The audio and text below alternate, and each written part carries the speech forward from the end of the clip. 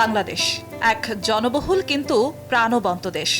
এখানে প্রতিদিন জন্ম নিচ্ছে নতুন নতুন স্বপ্ন। স্বপ্নগুলোকে বাস্তবে রূপ দিতে যারা এগিয়ে আসছেন তাদের নাম উদ্যোক্তা। উদ্যোক্তা মানে শুধু ব্যবসায়ী নয়, তিনি হলেন একজন পথপ্রদর্শক।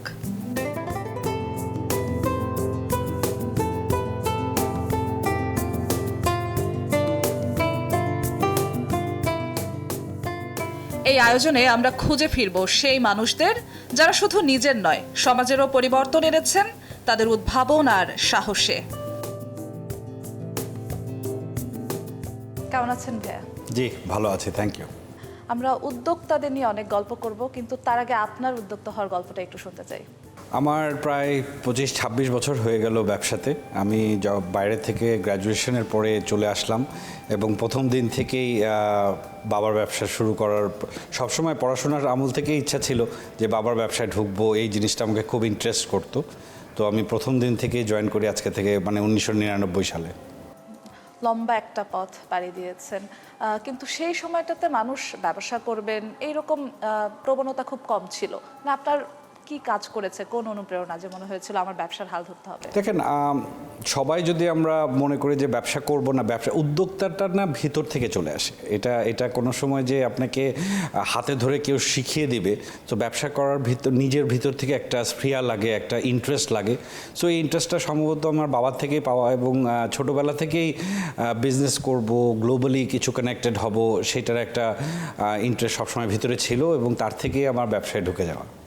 সেই শুরুটা তো নিশ্চয়ই সহজ ছিল না, কেমন ছিল শুরুটা? প্রথম কিছু বছর তো বাবা খুব কন্ট্রোলের মধ্যে রাখতো, আমাকে বসতেই দিত না, আমাকে একদম নিচের লেভেল থেকে আমরা শুরু করি।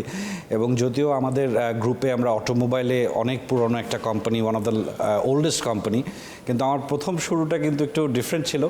আমি দেশে 99-তে এসে 2000 সালে বাংলাদেশের সর্ববৃহৎ অ্যাগ্রো কমপ্লেক্স, ফিশ হ্যাচারি আর এই যে গরু মোটা তাজাকরণে প্রায় 3টা বছর আমি অলমোস্ট দিয়ে দিই। ইট ওয়াজ এ গ্রেট এক্সপিরিয়েন্স। আমরা ভালুকাতে প্রায় 1200 বিঘা জমির উপরে একটা মৎস্য চাষ, এবং আজকে যেটা দেখেন যে অনেক বড় বড় গরু মোটা তাজাকরণ খামার আছে, আমি শুরু করেছিলাম আজকে থেকে 25 বছর আগে। বাবার ব্যবসা ছিল, কিন্তু আপনি এসে অনেক নতুনত্ব যোগ করেছেন। কি নতুনত্ব যোগ করতে পেরেছেন? না, অটোমোবাইল সেক্টরে আমরা অলমোস্ট বিগত 40 বছর ধরে, এটা আমাদের গ্রুপের, আমার বাবার স্ট্যাবলিশ করা ইফাত গ্রুপ, এটা আমাদের 40th ইয়ার। আমরা we are celebrating 40th anniversary. তো প্রায় 38 বছর ধরে অশোক লেল্যান্ড আছে। সো ওরাও আমাকেও কিন্তু অনেক ভালোভাবে দেখতো, এবং আমার ইনিশিয়াল ডেজে আমাকে বেশ কয়েকটা ট্রেনিংয়ে যেতে হয়েছে কিভাবে অটোমোবাইল সেক্টরটাকে এক্সপান্ড করা যায়। সেই সময় আমাদের মার্কেট, অশোক লেল্যান্ডের মার্কেট শেয়ার অত বেটার ছিল না, এবং আস্তে আস্তে আস্তে একটা পর্যায়ে এসে আমরা কিন্তু প্রায় 2015 সালে দিকে বেশ কিছু সেক্টরে মার্কেট লিডার চলে আসি। সো এটা একটা গ্রেট এক্সপিরিয়েন্স। এটা সত্যি কথা বলতে, যখন আপনি উদ্যোক্তা হবেন, যখন আপনি চাকরি করবেন, আপনার বস কিন্তু আপনাকে ক্রাইটেরিয়া সেট করে দিবে যে এই জিনিসটা করতে হবে, তোমাকে সকালে এটা করতে হবে, বিকালে এই হিসাব করতে হবে।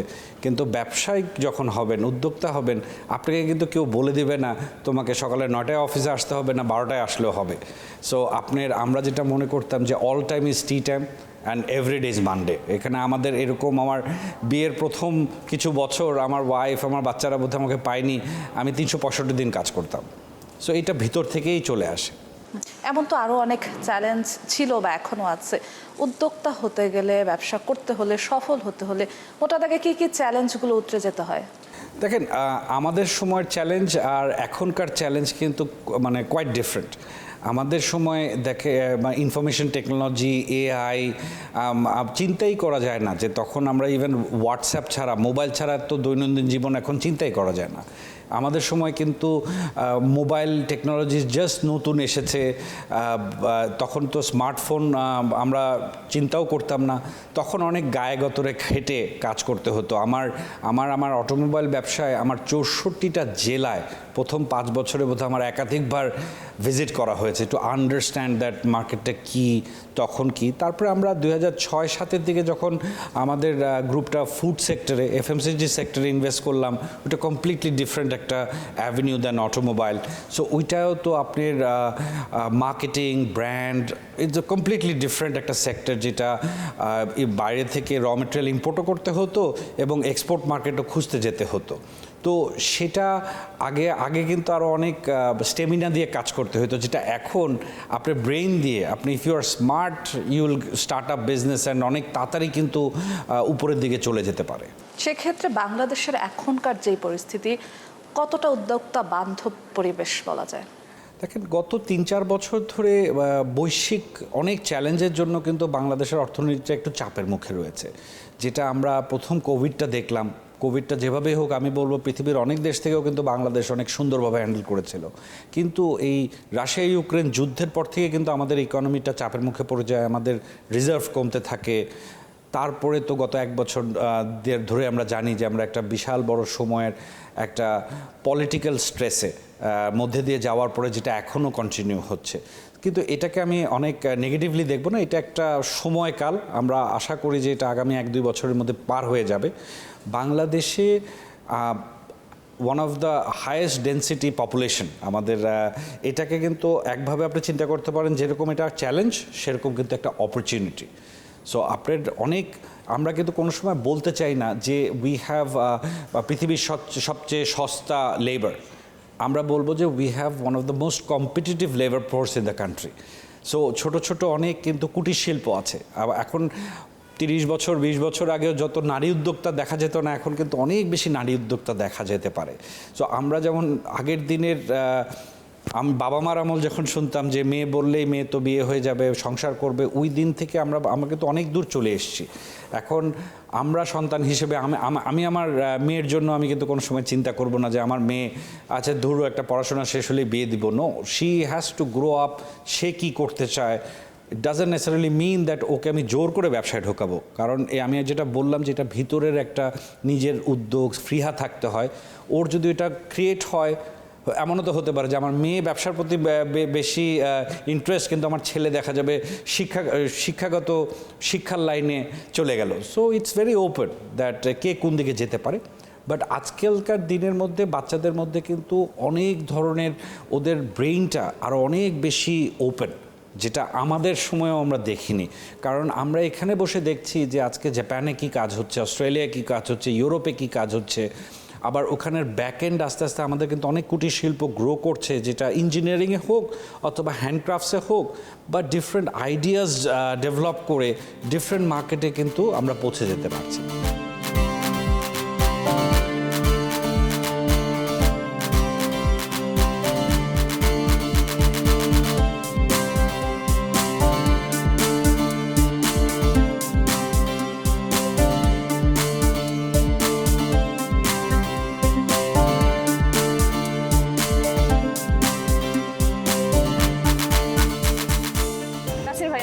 সফলতার গল্প তো দেখলাম, কিন্তু এই সফলতা তো একদিনে আসেনি, এর পেছনে নিশ্চয়ই অনেক চড়াই উতরাই আছে। আপনার উদ্যোক্তা হয়ে ওঠার গল্পটা শুনতে চাই। কথা তো ঠিকই বলেছেন যে সফলতা কি আসলে কোনো সফলতাই একদিনে তৈরি হয় না। একটা ইংলিশে একটা বিখ্যাত কথা বলে আর কি, Rome was not built in a day. ঠিক তেমন প্রত্যেকটি মানুষের জীবন, সেটা উদ্যোক্তার জীবন বলেন আর চাকরি জীবনেই বলেন, হ্যাঁ, সব কিছু সফলতার জন্য একটা দীর্ঘ লম্বা একটা পথ পাড়ি দিতে হয়। এই লম্বা পথটা পাড়ি দেওয়ার জন্য যে ধৈর্যটা লাগে, সেই ধৈর্য যারা উতরাইতে পারে তারাই আসলে সফল হইতে পারে। তো বাংলাদেশে আমরা যারা 90-এর দশকের ছেলে, তারা কেউ উদ্যোক্তা হব, আমাদের পাঠ্যপুস্তকে, আমাদের পরিবারে, আমাদের বন্ধুবান্ধবে কোনো সার্কেলেই কিন্তু আলোচনা হইতো না যে তুমি কি উদ্যোক্তা হওয়া। উদ্যোক্তা কী জিনিস আমার মনে হয় 90 দশকের ছেলেরা জানে না। তো তখন জানতাম কি কিছু একটা করতে হবে যদি চাকরি না পাও। আমরা যারা চাকরিজীবীর ছেলে এবং যারা নিম্ন মধ্যবিত্ত চাকরিজীবীর ছেলে, তাদের জন্য তো ব্যবসা শুরু করা আসলেই কঠিন। পুঁজি কোথায় পাবে? আর বাংলাদেশে ব্যবসা শেখার জন্য কোনো প্রতিষ্ঠান ছিল না যেখানে ব্যবসা বিজনেস শেখানো হয়, ইন্ডাস্ট্রি শেখানো হয়, তাই না? তো নিজে নিজেই শুরু করা, নিজে নিজেই লাথি খাওয়া, নিজে নিজেই ধাক্কা খাওয়া, নিজে নিজেই উষ্ঠে পড়ে যাওয়া, সেখান থেকে আবার নিজে নিজেই উঠা, এই চড়াই উতরাই যেটাকে বাংলা ভাষায় বলে, সেই চড়াই উতরাইয়ের মধ্যে দিয়েই আজকের এই পর্যায়ে আসা। নতুনদের উদ্দেশ্যে আপনি কি পরামর্শ দিতে চাইবেন? বসুন্ধরাতে প্রত্যেক মাসেই অন্তত 2-4টা মেলা হচ্ছে, বিভিন্ন পণ্য নিয়ে মেলা হচ্ছে। এই মেলাগুলোতে যদি আমাদের তরুণ ছেলেরা এসে ঢুকে এই মেলাগুলো দেখে, সে তা পণ্য সিলেক্ট করতে পারবে যে কোন পণ্য ডোমেস্টিক মার্কেটে ডিমান্ড আছে, সে নামতে পারবে এই পণ্য নিয়ে। কোন পণ্য আন্তর্জাতিক বাজারে ডিমান্ড আছে সে বানাতে পারবে। এবং ওই মেলাগুলোতে ক্রেতাও আসে, বিক্রেতাও আসে। So this is a golden opportunity to sit together with the buyer and the seller. তো ওই জায়গাগুলোতে আমি বলবো বাংলাদেশের তরুণ উদ্যোক্তাদেরকে যে তারা যেন এই মেলাগুলোতে আসে। আপা কেমন আছেন? ভালো, আপনি কেমন আছেন? এই তো ভালো আছি। আপনার অনেক ব্যস্ত সময় কাটছে জানি, তবুও জানতে চাচ্ছি এখন কি নিয়ে দিনকাল যাচ্ছে? যারা আসলে হেলথ সেক্টর নিয়ে কাজ করে, মানে স্বাস্থ্যসেবা নিয়ে কাজ করে, তাদের আসলে কোনো কাজের অভাব নাই। এত সেন্সিটিভ, এত সেবাধর্মী একটা সার্ভিস, স্পেশালি মানুষের জীবন বাঁচানো নিয়ে। কখনো কোনো এক মুহূর্তের অবহেলা একটা জীবন চলে যেতে পারে। যদিও আমি ডাক্তার না, কিন্তু তবু হসপিটাল ম্যানেজমেন্টের সঙ্গে তো আমার সম্পর্ক।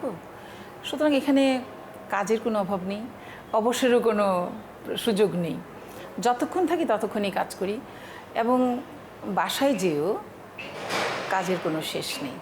কাজের কথা যেহেতু আসলো, আপনি উদ্যোক্তা হিসেবে অনেক সফল একজন উদ্যোক্তা, কিন্তু আমরা একদম শুরুর গল্পটাই জানতে চাইবো যে কেন মনে হলো যে উদ্যোক্তাই হব, তাও আবার স্বাস্থ্য খাতের উদ্যোক্তা? ইনফ্যাক্ট সফল উদ্যোক্তা হইনি আমি এখনও। লং ওয়ে টু গো, এখনও আসলে অনেক দূর যাওয়ার বাকি। আর আমি যে কখনো উদ্যোক্তাই হব এমন কিন্তু ভাবনা কখনো ছিল না। তবে আমাদের সময়ে, আপনাদের সময়ে যা আপনারা নিজেরা ডিসাইড করেন যে কী হব কী হব না, কিন্তু আমাদের পরিবারে যেটা ছিল যে তিনি সবার মধ্যে একটা স্বপ্ন ঢুকিয়ে দিতেন। তো আমার মধ্যে এরকম একটা স্বপ্ন উনি ঢোকাতে চেষ্টা করেছেন যে তুমি মানুষের সেবা করবা, মানুষের কাছে পৌঁছাবা, তোমার কাছ থেকে যেন সমাজ অনেক উপকৃত হয়, এবং সমাজ উপকৃত হয়েও তোমাকে যেন সম্মানিত করে। সবাই যেন, মানে ওই লাইনটা আমার খুব মনে পড়ে, আমার নাতনি যাবে আর আমার নাতনিকে সবাই স্যালিউট দিবে। এই যে একটা ধারণা আমার মাঝে মধ্যে এখন মনে হয় যে কি চমৎকার লিডারশিপ তাদের ছিল, কি চমৎকার ভাবনা ছিল। অথচ উনি মাত্র প্রাইমারি পর্যন্ত ওনার পড়াশোনা, আর তখন কিন্তু প্রাইমারি পাশ করেও স্কুলের শিক্ষক ছিলেন উনি। কিন্তু ভাবনার কিন্তু কোনো রকম কমতি ছিল না। তো সেই যে ভাবনাগুলি আমার মধ্যে তৈরি করে দেওয়া, সেই ভাবনাকে শেষ করে কেমন করে কখন যেন উদ্যোক্তা হয়ে গেলাম। আর এখন মনে হয় যে উদ্যোক্তা হওয়ার আনন্দ অনেক, বেদনাও অনেক। এই বেদনা মাঝে মধ্যে বহনযোগ্য হয় না, আবার এই আনন্দ অনেক সময় রাখার জায়গা থাকে না। আমার বাবা ছিলেন একজন সরকারি কর্মকর্তা, আমার হাজব্যান্ডও ছিলেন একজন সরকারি কর্মকর্তা। তো সেখান থেকে আমাদের যেখানে উদ্যোক্তা হতে গেলে যে ফান্ড দরকার হয়, শুধু ফান্ড না, ফান্ড, আইডিয়া, অবস্থা, পরিবেশ সব কিছু দরকার হয়। তো ফান্ডও তো একটা বিষয়, সেটা তো আমার কাছে আসলে ছিল না। তো আমি এই সমস্ত কিছুর মিশেলে সাহস করে শুরু করলাম একটা স্বপ্ন দেখা, যে একজন উইমেন এন্টারপ্রিনার হওয়া। তো যাই হোক, একসময় শুরু করলাম 97 শেষের দিকে। সেটা ছিল কসমেটিক্স টয়লেট্রিজ নিয়ে, এবং অল্প কিছুদিন পরেই, বছর 5-এর মধ্যেই আমরা দেখলাম যে আসলে স্বাস্থ্যসেবায় কাজ করার অমিত সম্ভাবনা। আর ওই সময়েই আমাদের যে এই হাসপাতাল, তখন নাম ছিল আয়েশা মেমোরিয়াল হাসপাতাল, এটা তখন একটা পেপারে বিজ্ঞাপন আসলো যে একটা ঢাকা শহরে চালু হাসপাতাল বিক্রি হবে, এবং একটা পোস্ট বক্স নাম্বার ছিল। আমরা যোগাযোগ করলাম, কথা বললাম, আর একটা বছর নেগোসিয়েশন চলল।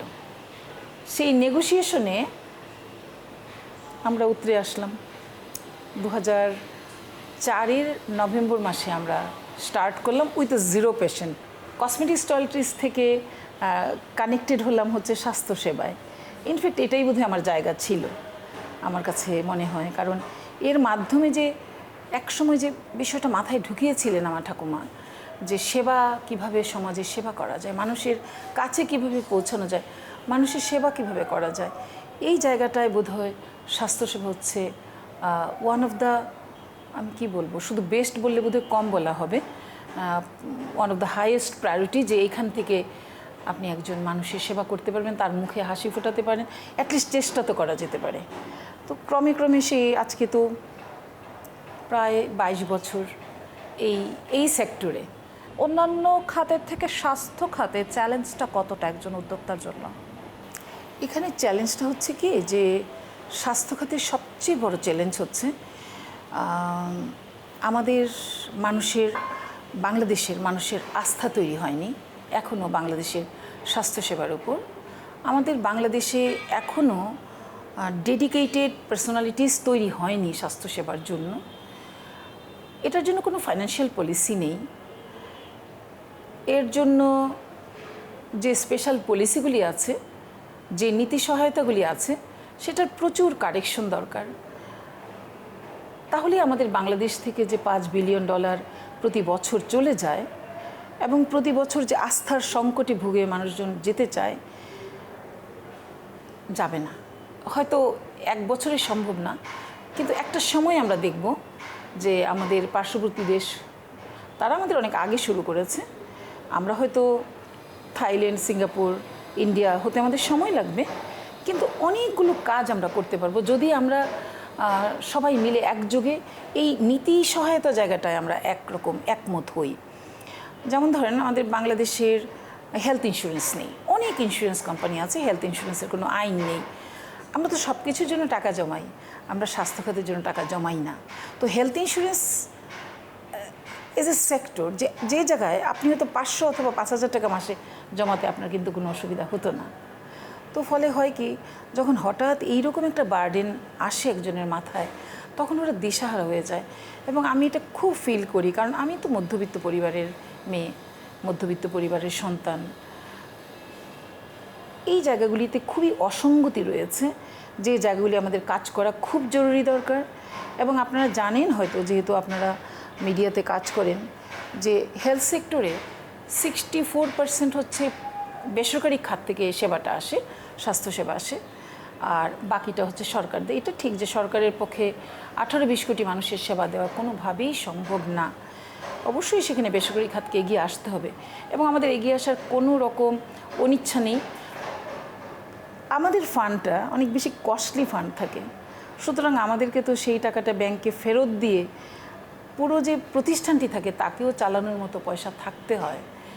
এটা আসলে খুব একটা কেউ চিন্তা করেন না।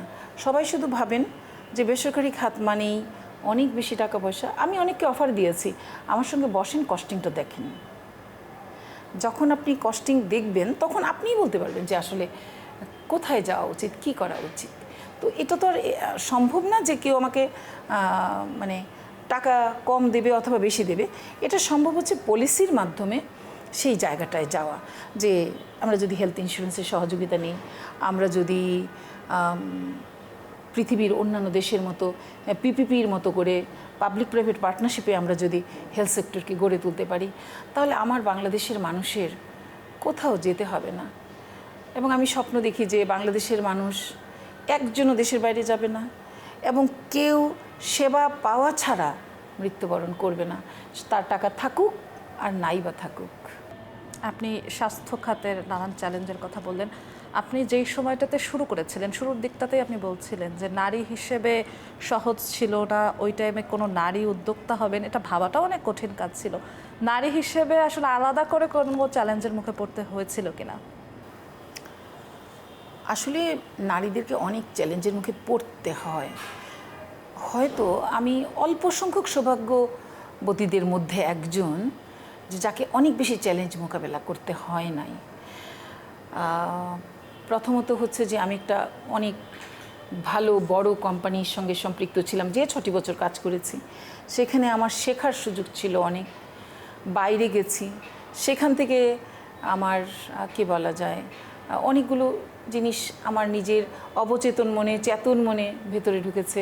অর্থাৎ আমার নলেজ সম্প্রসারিত হয়েছে। ফলে মেয়েরা যে চ্যালেঞ্জগুলিতে পড়ে সেটা হচ্ছে ট্রান্সপোর্ট একটা সমস্যা থাকে, ফ্যামিলি তাদেরকে পারমিট করে না, টাকা পয়সা থাকে না, তাদের ব্যাংক সহযোগিতা থাকে না, এবং সর্বোপরি ম্যাক্সিমাম উদ্যোক্তাদের, নারী উদ্যোক্তাদের আসলে জ্ঞানের ঘাটতি থাকে।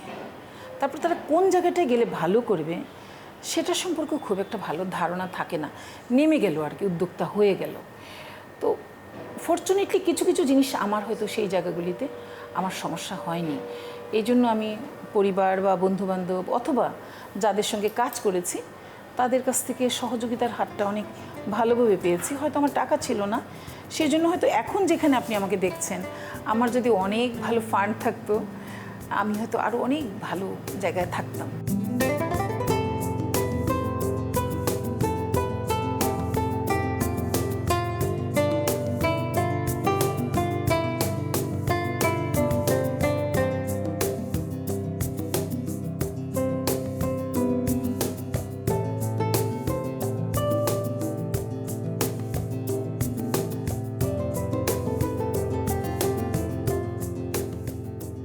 এত বড় জার্নি 2002 থেকে 2025 সাল পর্যন্ত, শুরুতে তো আপনি সফলতার মুখ অবশ্যই দেখেননি। আসলে একজন উদ্যোক্তাকে সফলতা পর্যন্ত পৌঁছতে আসলে কি কি চ্যালেঞ্জ পোহাতে হয়?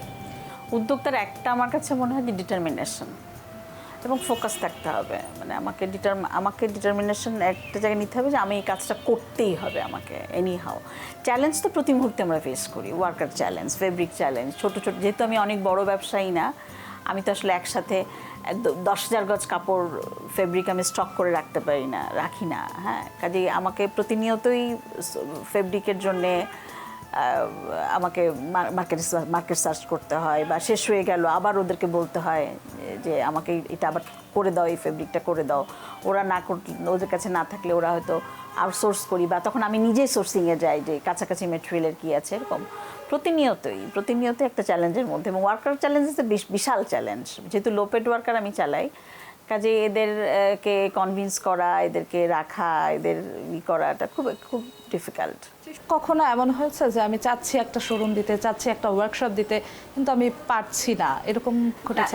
সেই ক্ষেত্রে যেটা হয় কি, এখন তো আসলে অনেক সহজ শর্তে কিন্তু বাংলাদেশ গভর্নমেন্ট অনেক রকম ঋণের ব্যবস্থা, ব্যাংকগুলো কিন্তু মহিলা এন্টারপ্রেনারদের জন্য অনেক সহজ শর্তে, যেমন আমাকেই দিয়েছে কয়েকবার। আমি ইবিএল থেকে লোন নিয়েছি বেশ কয়েকবার, মানে 4-5 বার নিয়েছি, এবং ওরা যেটা খুবই সহজ শর্তে ওরা লোনটা দেয়। জাস্ট আপনার ট্রেড লাইসেন্সটা রিনিউ থাকলে, আপনার ট্যাক্স ভ্যাটটা দেওয়া থাকলে পরে আপনাকে ওরা আপনার ভিজিট করবে, আপনার ওয়ার্ক স্টেশন ভিজিট করে, দেখে আপনার স্টক দেখে, বা একটা অ্যাসিস্ট করে বোধহয় সামহাও, ওদের কিছু টেকনিক আছে, সেটা করে দেয়। আমি কয়েকবারই আমি লোন নিয়েছি, ব্যাংক লোনই পেয়েছি। নিকট অতীতে আপনি পেয়েছেন, কিন্তু 2002 সালে যখন শুরু করেছিলেন তখন তো এইসব সুবিধা এতটা বড় পরিসরে ছিল। তখন আমি পার্সোনাল লোন নিতাম আমার শাশুড়ির কাছ থেকে, শ্বশুরের কাছ থেকে, বরের কাছ থেকে, ওদের টাকা নিয়ে আবার বিক্রি হলে আবার আমার কাছে যখন জমতো তখন দিয়ে দিতাম। পার্সোনাল লোন নিতাম তখন, ব্যক্তিগত সম্পর্কের ভিত্তিতে লোনটা নিতাম। হ্যাঁ, সেভাবে কত বছর চলেছে? 3-4 বা 5, প্রথম 5 বছর তো এটা করতেই হয়েছে। তখন তো আর আমার কাছে এত টাকা ছিল না, আর এত টাকা থাকারও কথা না আমার কাছে। কতটা আসলে সফল হতে চেয়েছিলেন, কতটা পেরেছেন, আর আজ থেকে 5 থেকে 10 বছর পর আরও কতটা সফল হতে চান? সফলতা তো আসলে কোনো লিমিটেশন নেই, তাই না? তবে নিজের মতো করে খেলতে পছন্দ করি আমি, নিজের মতো করে কাজ করতে পছন্দ করি আমি, নিজের জায়গাটাকে আমার মতো করে আমি হ্যান্ডেল করতে পছন্দ করি। সেই জায়গা থেকে আমার কাছে মনে হয় যে এনাফ। মানে আমার প্যারেন্টসও কি জানতো যে আমি এই শহরে ব্যবসা করব। আমার হোল ফ্যামিলি হচ্ছে আপনার গভর্নমেন্ট সার্ভিস হোল্ডার, আমার বাবা, ভাই, বোন সবাই। সেই জায়গা থেকে একদম ভিন্ন একটা ট্র্যাকে আমি আমার কর্মজীবন শুরু করেছি। আমাকে কিন্তু কেউ বলেনি তুমি রান্না করে বাইরে যাও। আমার কাছে মনে হতো আমার রান্নাটা, আমার বাচ্চার রান্নাটা আমিই করেই বেরোবো। হ্যাঁ, ওই জায়গাগুলো নারিশ করতে যেয়ে আসলে আমার কাছে মনে হচ্ছে আমি সংসারটাও করব, আমি আমার কাজটাও করব, দুটোই আমি ব্যালেন্স করে চলার চেষ্টা করছি। এবং এই জায়গা থেকে মনে হয় যে আমি আমার মতো করে তো ভালো আছি। এরকম অনেক চ্যালেঞ্জ নারী উদ্যোক্তাদের নিয়ে পড়তে হয় সামনে, তো আপনার যদি কোনো পরামর্শ থাকে নারী উদ্যোক্তাদের জন্য? সাহসী হতে হবে, ভয় পেলে চলবে না, সাহস রেখে ডেডিকেশন নিয়ে কাজটা করতে হবে, এবং অনেস্টি। বর্তমানে তো সময় পাল্টেছে, অনেক নারীদেরকে আমরা দেখছি যে তারা ইচ্ছে করেই উদ্যোক্তা হতে চাচ্ছেন, উদ্যোক্তা হওয়ার জন্য তারা পড়াশোনা করছেন কিংবা অনেক ব্যবস্থা নিচ্ছেন, বর্তমানে নারীদেরকে উদ্যোক্তা হওয়ার যে প্রবণতা দেখছেন, এতে কি মনে হয় যে কতটা উদ্যোক্তা বান্ধব বর্তমান সময়টা? এখন তো আমাদেরকে মানে আমরা চাকরির জন্য অপেক্ষা করব না, মানে আমার পার্সোনাল টার্গেটও তাই যে যত বেশি সম্ভব মেয়েরা যেন উদ্যোক্তা হিসেবে আত্মপ্রকাশ করে। তাতে যে সুবিধাটা হবে সেটা হচ্ছে যে দিন শেষে সে একজন নারী, তার সংসার তাকে দেখতে হয়, তার সন্তানের প্রতিও দায়িত্ব বাবার চাইতে মায়ের বেশি। ফলে এইসব কিছু মিলিয়ে সে যদি উদ্যোক্তা হিসাবে যায়, তখন তার কাজের স্বাধীনতাটা তার কাছে থাকে। আজকে বাচ্চাটা অসুস্থ, আজকে আমি যেতে পারলাম না কাজে, তো অফিসেও হয়তো তার অনেক ইম্পর্টেন্ট কাজ রয়েছে যেখানে না গেলে অফিসের ক্ষতি হয়ে যাচ্ছে। কিন্তু একজন উদ্যোক্তা বুঝতে পারবে যে ঠিক আছে, এই কাজটা আমি সকালে করতে পারলাম না, রাতে করব, অথবা কালকে শুক্রবার আছে, কালকে আমি করে নেব। তো আমি মনে করি যে মেয়েদের এখন উদ্যোক্তা হয়ে আসাটাই উচিত এবং সেটা নিয়ে তাদের পড়াশোনা করা উচিত। এখন তো সুযোগ হয়েছে অনেক পড়াশোনা করার। আমাদের সময়ের উদ্যোক্তারা ম্যাক্সিমামই হয় হাজব্যান্ডের ব্যবসা ছিল, সেখানে সে কানেক্টেড হয়েছে, অথবা বাবার ব্যবসা ছিল, সেখানে সে কানেক্টেড হয়েছে। পরবর্তীতে মানে দেখা গেছে যে এই জায়গাটা থেকে আস্তে আস্তে মেয়েরা সরে এসছে, যে নিজে কিছু করা। এখন আমরা দেখি যে আমাদের বাংলাদেশের যে এসএমই ফাউন্ডেশন, তার যদি হিসাব দেখেন আপনি, অথবা যদি বাংলাদেশ ব্যাংকের হিসাব দেখেন, আপনি দেখবেন অন্তত 1 লক্ষ মেয়ে এখন উদ্যোক্তা হিসেবে আছে। অন্তত এরকম না, আমি অনেক বড় উদ্যোক্তার কথা বলছি না, হতে পারে তার একটা শপ আছে নিজস্ব, অথবা একটা বিউটি পার্লার আছে, সেও তো একজন উদ্যোক্তা। অথবা সে বাড়িতে কাঁথা তৈরি করে এবং বিভিন্ন জায়গায় সাপ্লাই দেয়, সেও কিন্তু একজন উদ্যোক্তা আমাদের বাংলাদেশের হিসেবে। এবং আমি মনে করি যে মেয়েদের এখন সময়, এই সময়ে এসে তারা উদ্যোক্তা হিসেবে সামনে এগিয়ে যাবে। আপনাদের সময়ে যে চ্যালেঞ্জগুলো ছিল, এখনকার অনেকটাই সেই চ্যালেঞ্জগুলো কমেছে এবং এত নারীরা নিজের থেকে উদ্যোক্তা হচ্ছেন, এই বিষয়গুলো দেখলে আসলে কেমন লাগে? খুব আনন্দের, খুবই। যখন আসে, আমি তো Bangladesh women chamber of commerce and industries বোর্ডে আছি, তো আমাদের অনেক প্রায় 10,000-এর উপরে উদ্যোক্তা আছে এবং প্রতি বছর অনেক ট্রেনিং করাই, উদ্যোক্তা হওয়ার ট্রেনিং, এন্টারপ্রেনারশিপ ট্রেনিং করাই তাদেরকে, যেন বের হয়ে তারা একজন উদ্যোক্তা হিসেবে নিজেকে আত্মপ্রকাশ করতে পারে। তো এই যে বিষয়গুলো, এগুলি খুবই আনন্দের। আমি চাকরি চাইতে যাব না, বরং আমি একজনকে কর্মসংস্থানের ব্যবস্থা করব, এর চেয়ে আনন্দের তো কিছু হতে পারে না। ওভারঅল যদি উদ্যোক্তা পরিবেশের কথাই বলি, বর্তমানে আপনার কি মনে হয়, যেহেতু আপনি এই সেক্টরে অনেক দিন ধরে কাজ করেছেন, যে উদ্যোক্তাদের জন্য কি কি নীতি সহায়তা থাকলে এই সেক্টরটা আরও বেশি এগিয়ে যেতে পারে? এটা ঠিক যে আমাদের সময়ে যে চ্যালেঞ্জগুলি ছিল, হয়তো এখন এসে সেই চ্যালেঞ্জগুলি নাই। তখন পরিবারের বিধিনিষেধটা অনেক বেশি পরিমাণে ছিল, এখন হয়তো এটা নাই বললেই চলে। কিন্তু এখন যে চ্যালেঞ্জগুলি এসছে, যে একজন উদ্যোক্তাকে কিভাবে আমার ফাইন্যান্সিয়াল সেক্টর সহযোগিতা করবে। হয়তো স্টার্ট আপের জন্য এখন একটা ফান্ড ক্রিয়েট হয়েছে, আমরা ট্রেনিংয়ের জন্য, মেয়েদেরকে ট্রেনিংয়ের জন্য ব্যবস্থা করছি, কিন্তু এরপরেও নীতি সহায়তার জায়গাগুলিতে অনেক বেশি উদারীকরণ করতে হবে, সহজীকরণ করতে হবে। হয়তো আপনারা শুনেছেন যে মেয়েদের জন্য 100 কোটি টাকা একটা ফান্ড ক্রিয়েট করা হয়। আমি অনেকবার বলেছি যে আপনাদের এই ফান্ডটা হচ্ছে অনেকটা এইরকম যে, মা তোমাকে বিক্রি করব, কিন্তু এমন দাম চাইবো মা যেন কেউ তোমাকে কিনতে না পারে। তো এগুলো অনেক সহজীকরণ করা প্রয়োজন রয়েছে। সে মেয়েদেরকে দেখবেন যে বাংলাদেশ ব্যাংকের অনেক ভালো সার্কুলার আছে, 25 লাখ টাকা পর্যন্ত উইদাউট এনি কোলাটারাল সে নিতে পারবে, লোন নিতে পারবে। কিন্তু সে যখন লোনটা নিতে যাবে, তখন তার হাজব্যান্ডের বন্ড লাগবে, তার ফ্যামিলি মেম্বার আরও একজনের বন্ড লাগবে। কেউ কারো হয়ে বন্ড দেয় না যশোয়া, প্রত্যেকের যার যার দায়িত্ব নিজেকে নিতে হয়, কেউ কারোর জন্য দায়িত্ব নেবে না। আর আমি কেন আমার হাজব্যান্ডকে বলতে যাব যে তুমি আমার হয়ে এই বন্ড সাইন করো? তো এই জিনিসগুলি কেন প্রয়োজন? জেনারেলি দেখা যায় যে এন্টারপ্রেনার হিসেবে মেয়েদের লোন রিফান্ড করার প্রবণতা অনেক বেশি। কেউ যে ডিফল্টার হবে না, হয় না, এবং তার পেছনে যে কোনো কারণ নাই, এবং সেই কারণগুলি যে শুধু ওই এন্টারপ্রেনারের ডিফল্ট, সেরকমও না। সেটা যদি আমরা অ্যানালাইসিস করতে যাই, তখনই দেখব আসলে কোথা থেকে কিভাবে কি সমস্যাটা হয়ে যায়।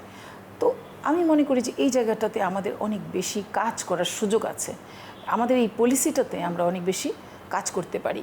আমরা যেমন এসএমই অনেক ভালো একটা জায়গায় এসছে, এখন আমরা কাজ করছি সিএমএসএমই নিয়ে, আরও ক্ষুদ্র, যে ওই যে কাঁথা তৈরি করে সে পাঠাবে, তাহলে তার জন্য আমি কি করতে পারি। তো বা সে হয়তো 2টো ছাগল নিয়েছিল, এখন তার 24টা ছাগল হয়েছে, তো সেই জায়গাটা কি করতে পারি। অনেকগুলো এনজিও কাজ করছে সেই জায়গাটাতে।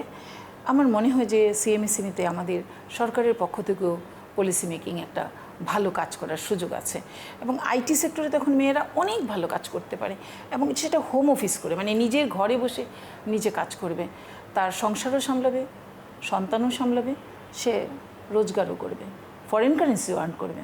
তো সুতরাং এই জায়গাগুলিতে আমরা যদি সহজীকরণ করি, আমার মনে হয় মেয়েরা উদ্যোক্তা হিসেবে আরও ভালো করবে, আরও এগিয়ে যাবে। আমরা একদম ছোট্ট করে শেষ সময় জানতে চাইবো যে আপনি স্বপ্নজয়ী নারী সম্মাননা পেয়েছেন, বেশ অনেক সম্মাননাই পেয়েছেন, এই বিষয়টিকে আমাকে বেশি আকৃষ্ট করেছে। তো আপনি তো অনেকটাই স্বপ্ন জয় করেছেন, যারা আপনাকে অনুপ্রেরণা হিসেবে দেখে এবং আপনার মতো করে স্বপ্ন জয় করতে চায়, তাদের উদ্দেশ্যে যদি ছোট করে কিছু বলেন। আমার আসলে স্বপ্নজয় হয়নি যশোয়া এখনও, তারপরে যে কথাটা আমি বলতে চাই যে কোথাও কোনো কাজ শুরু করার আগে এটা দেখে নিয়ে, ভেবে নিয়ে, বুঝে নিয়ে কাজটা শুরু করা দরকার উদ্যোক্তা হওয়ার জন্য। এবং উদ্যোক্তা হয়ে আমার এক্সপিরিয়েন্স বলে যে এর ঠেকে যাওয়ার স্কোপ অনেক বেশি আসে আর কি, বারবারই ঠেকে যেতে হয়। এখানে থেমে গেলে চলবে না, এই জায়গাটায় একদম কন্টিনিউয়াসলি মন থেকে আন্তরিকভাবে লেগে থাকতে হবে, নিশ্চয়ই সে তার বাধা অতিক্রম করে সামনে যেতে পারবে।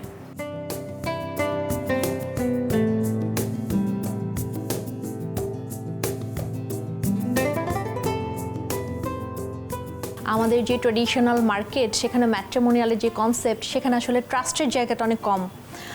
এটা শুনলেই মানুষের কাছে মনে হয় যে আসলে হয়তো কেমন হবে, ঘটক পাখি ভাইকেই সবাই বেশি মনে করে যখন ম্যাচ মেকিংয়ের ব্যাপারটা আসে। তো আমি যখন আসলাম তখন আমাকে অনেকেই বলতো বাটারফ্লাই আপু। তো তখন দেখা গেছে যে হ্যাঁ, আমি এই ব্যাপারগুলো আমাকে শুনতে হয়েছে যে অনেকেই কী করো, এটা কি কোনো একটা কাজ, এটার জন্য তুমি এতদিন প্রিপেয়ার হয়েছো, তোমার ক্যারিয়ারের সাথে বা তোমার পার্সোনালিটির সাথে কি এই কাজটা যায়।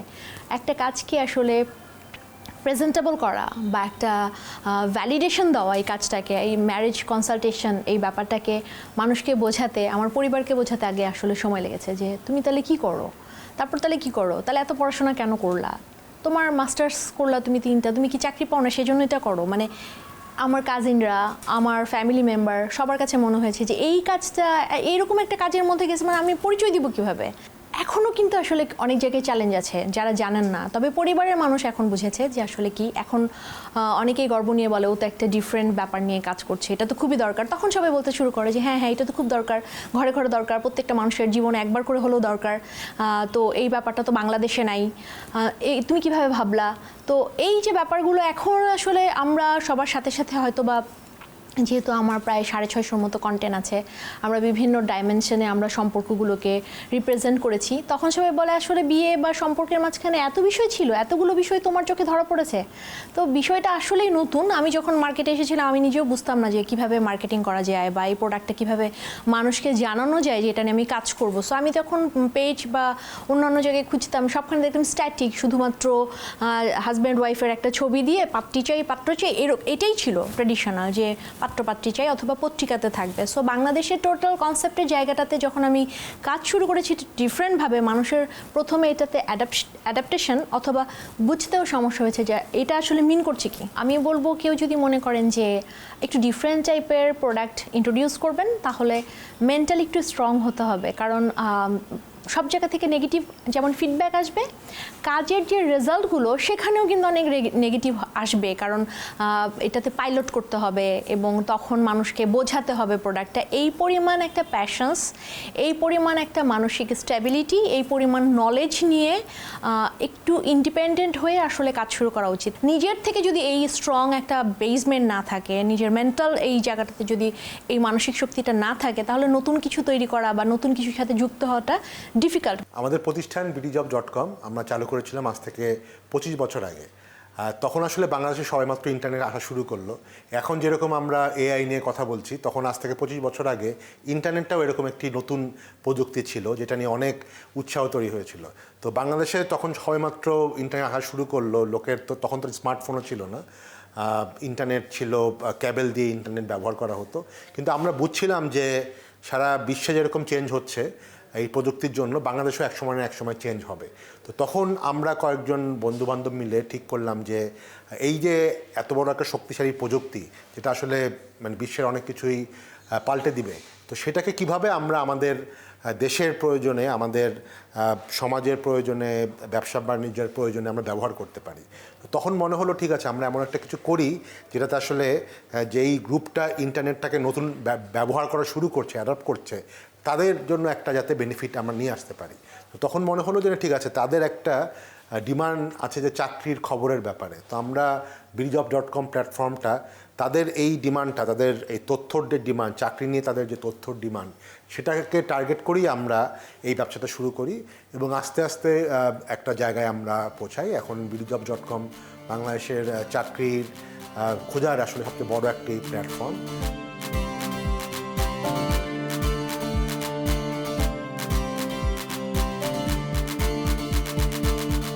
আইটিতে অনেকগুলি সেকশন আছে।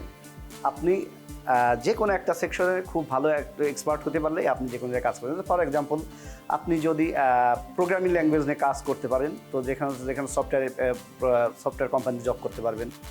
ওয়েব অ্যাপ্লিকেশনে কাজ করতে পারলে ওয়েব সেক্টরে কাজ করতে পারবেন। আপনি যদি গ্রাফিক্স নিয়ে কাজ করেন, গ্রাফিক্স সম্পর্কে ভালো ধারণা থাকতে হবে। মোটামুটি স্কিল যদি না হয় তাহলে আপনি এই সেক্টরে টিকে থাকতে পারবেন না। স্কিল হতেই হবে, পাশাপাশি আপনাকে ইংরেজি ভাষাটা খুব ভালো জানতে হবে। এবং ওভারঅল এখন যেটা হচ্ছে যে ইংরেজির, আমি যদি ইউরোপ কিংবা জাপানের কাজ করতে চাই কিংবা আদার কোনো মিডিল ইস্টে কাজ করতে চাই, সেক্ষেত্রে দেখাচ্ছে যে ওই দেশের ভাষাগুলি আপনি যদি ভালোভাবে আয়ত্ত করতে পারেন তাহলে আপনি মার্কেটে সাকসেস হতে পারবেন। আদারওয়াইজ এইখানে সাকসেস হওয়া খুব ডিফিকাল্ট। একটা সময় ছিল, আপনি যেই সময়টাতে শুরু করেছেন, যে তখন কেউ উদ্যোক্তা হবে এটা খুব একটা ভাবতো না বা এই সাহসটা দেখাতেন না, কিন্তু এখন দেখা যায় খুব সহজেই অনেকে ভাবেন যে হ্যাঁ আমি উদ্যোক্তা হব, চাকরি করবো না, উদ্যোক্তা হব। এই জিনিসটা এখনকার তরুণ প্রজন্মের মধ্যে কতটা দেখেন? এটা মানে নানাবিধভাবে কিন্তু জিনিসটাকে দেখা যায়। দেখেন, আমরা যেটা জানি যে আমাদের বাংলাদেশে প্রতি বছর প্রায় 20 লক্ষ মানে ওয়ার্কফোর্স প্রতি বছর আমাদের অর্থনীতিতে কিন্তু যোগ হচ্ছে, কিন্তু সরকারি এবং বেসরকারি দুটো সেক্টর মিলিয়ে কিন্তু 10% 15%-এর বেশি কিন্তু নতুন চাকরির সুযোগ হচ্ছে না। এটা যেমন একটা দিক। আমরা তো আরও স্ট্রংলি বলি, সরকারি পর্যায় থেকেও বলা হয় যে উদ্যোক্তা হওয়ার জন্য চেষ্টা করা, কিন্তু আস্তে আস্তে যেমন আমাদের দেশটাও কিন্তু 30-25 বছর আগে যেরকম ছিল, 25 বছর এখন প্রায় 50 বছর 54 বছর হয়ে গেছে এই দেশটাও কিন্তু অনেক ম্যাচিওর্ড হয়েছে এবং গ্লোবালি কানেক্টেড হয়েছে। সো আপনি বাংলাদেশের বিভিন্ন জায়গা থেকে আপনারা দেখবেন যে ছোট ছোট স্টার্ট আপ কোম্পানিজ, তারপরে বিপিও সার্ভিস, অনেক সার্ভিসেস করছে, সেক্ষেত্রে বাসায় বসেও কিন্তু কাজ করা যায়। সো এক্ষেত্রে যেটা দেখা যায় যে আপনি একটু যদি স্মার্ট হন, একটু যদি ইনফরমেশন টেকনোলজির সাথে আপনি নিজেকে খাপ খাইয়ে নিতে পারেন, আপনি কিন্তু মানে 30 বছর আগে বাংলাদেশে বসে আমি কি কাজ করতে পারি, কিন্তু আজকে কিন্তু আমাদের দেশের উত্তরবঙ্গের আপনি যদি রাজশাহীতে বসে আপনি নেদারল্যান্ডসের কাজ পেয়ে যাচ্ছেন, যেটা আপনি অনলাইনে করে আপনি একটা $US ইনকাম করতে পারছেন। তো পুরো বিজনেসের ওভারভিউটা চেঞ্জ হয়ে গেছে কিন্তু গত 2 থেকে 3 দশকে। আপনি ঢাকা চেম্বারের সভাপতি হিসেবে দায়িত্বে আছেন, অনেক ব্যবসায়ীদের সঙ্গে আপনার কাজ করতে হয়, সেক্ষেত্রে আপনার কাছেও তো আসে এমন অনেক কথা শুনতে হয় যে এই চ্যালেঞ্জগুলোর মধ্যে তারা পড়ছেন এবং এরকম কিছু নীতি সহায়তা থাকলে তাদের সেটা কাটিয়ে ওঠা সহজ হয়। সেরকম যদি কিছু গল্প আমাদের সঙ্গে বলা যায়। আমাদের দেশটা, পৃথিবীর অনেক দেশ যখন স্বাধীন হয়েছে, পৃথিবী মানে বা এরকম তো এশিয়া না, আরও আফ্রিকা এবং অন্যান্য অনেক দেশে আগে একটা ব্রিটিশ আমল ছিল বা পর্তুগিজ, স্প্যানিশ, অনেক ডিফারেন্ট বা শাসন আমল রয়েছে। তো 50 বছরে আস্তে আস্তে কিন্তু বাংলাদেশ এবং অর্থনীতি এবং তার ভবিষ্যৎ একটা শিফটের মধ্যে দিয়ে যাচ্ছে। আস্তে আস্তে কিন্তু যারা ফার্স্ট জেনারেশন 70-এর দশকে 80-র দশকে ব্যবসা শুরু করেছে, ওনারা কিন্তু এখন বয়স হয়ে গেছে, রিটায়ারমেন্টে চলে যাচ্ছে। এটা পৃথিবীর অনেক ইকোনমিতে দেখা গেছে যে 80% of the second generation in the business কিন্তু বাবার বিজনেসে সাকসেসফুল হতে পারে না। ঠিক সেরকমও যেরকম হয়ে যায়, আবার নতুন উদ্যোক্তা উঠে আসে। তো আমরা ঢাকা চেম্বারে আমরা একটা মিক্সড দেখতে পারি। আমাদের মুরব্বীরা যারা আছেন, যারা গত 30, 40, 50 বছর ধরে এই ঢাকা চেম্বারের সাথে মেম্বার হিসেবে অথবা ইয়াতে আছেন এবং ওনারা এখনও অ্যাক্টিভ আছেন, এবং সেই সাথে সাথে আমরা নতুন উদ্যোক্তাদেরও দেখি যে অনেক ইন্টারেস্ট নিয়ে, যে যারা নতুন উদ্যোক্তা তারা বুঝবে যে ঢাকা চেম্বার কী জিনিস, এটা কি করে, এটা আমার ব্যবসায় কি লাভ হতে পারে। কিন্তু এটা কিন্তু একটা কমিউনিটি, এটা কিন্তু আমরা প্রাইভেট সেক্টরের পক্ষ থেকে সরকারের সাথে আমরা সবসময় ডিবেটে থাকি, আলাপ আলোচনায় থাকি, ওনাদের ক্রিটিক হিসেবে আমরা কাজ করি যে এটা ভালো হয়েছে না হয়েছে। বাট এই পর্যায়ে এখন যে আমাদের আমলটা যাচ্ছে, এতে আমি বলবো সরকারের সাথে খুব ডিপলি কাজ করে স্টার্ট আপ এবং নতুন উদ্যোক্তাদের জন্য সরকারের কিন্তু অলওয়েজ একটা ফান্ড যেটা ইনভেস্ট করা উচিত আগামী 1-2 দশকে। এটা আমরা অ্যাকচুয়ালি এইবারের বাজেটেও আমরা দেখলাম যে সরকার কিন্তু একটা 100 কোটি টাকার মতো একটা তহবিল রেখেছে নিউ স্টার্ট আপের জন্য, which is a very good initiative. কিন্তু আমার মনে হয় এটা অর্থটা খুব অপ্রতুল, বাট অ্যাটলিস্ট যে স্টার্ট হয়েছে এটাকে কিন্তু আমরা একটা আশাবাঞ্চক অবস্থায় দেখছি। জি, যারা নতুন উদ্যোক্তা নতুন আসতে চান এই খাতে, তাদের জন্য আপনার কোনো পরামর্শ যে কোন খাতগুলো ধরে ব্যবসা করলে আগানো সম্ভব, বা যে কোনো পরামর্শ? আমি নতুন উদ্যোক্তাদেরকে বলবো যে শর্ট ওয়েতে, মানে রাতারাতি বড় হয়ে যাওয়ার স্বপ্নটা না দেখা। আপনি এটা ফিজিক্যাল হোক অথবা মেন্টাল হোক, কাম আপ উইথ দেশের জন্য কিন্তু একটা চিন্তা করে সামনের দিকে আগানোর জন্য কিছু প্রয়াস থাকতে হবে। সেটা আপনি আইটি টেকনোলজি হোক অথবা ম্যানুফ্যাকচারিং হোক, প্রতিটার দিকেই কিন্তু নতুন একটা ব্যবসার স্কোপ সবসময় বেড়ে আসবে। অনেক কঠিন কঠিন আলোচনা আমরা করলাম, যেহেতু ঈদের একটা সময়, আপনাদের ব্যস্ততা সারা বছরই থাকে, ঈদের সময় যারা ব্যবসায়ী উদ্যোক্তা তাদের ব্যস্ততাটা কেমন থাকে? অবশ্যই এটা ধরেন একটা সিজন, আমাদের দেশের দুটো ঈদ, কিন্তু একটা আমরা খেটে খাওয়া মানুষ, আমাদের দেশে আমরা গরিব বলি অনেক সময়, কিন্তু তারপর আমরা নিজেদের পায়ে দাঁড়িয়ে আছি। সো অনেক ব্যবসা নতুনভাবে উদ্যোক্তারা আসেন যারা গরু মোটাতাজাকরণ করেন, বা ঈদে আমরা অনেক কেনাকাটা করি, সেই রিলেটেডও কিন্তু একটা মার্কেট আসে। সো এটা দেখা যায় ওনাদের সারা বছরের একটা আর্নিংয়ের এই দুইটা সিজনে কিন্তু একটা অনেক বড় অবদান রাখে। সো আমি এদেরকে অবশ্যই সাধুবাদ জানাই এবং দেশের সকল উদ্যোক্তাদেরকে ঈদের শুভেচ্ছা জানাচ্ছি।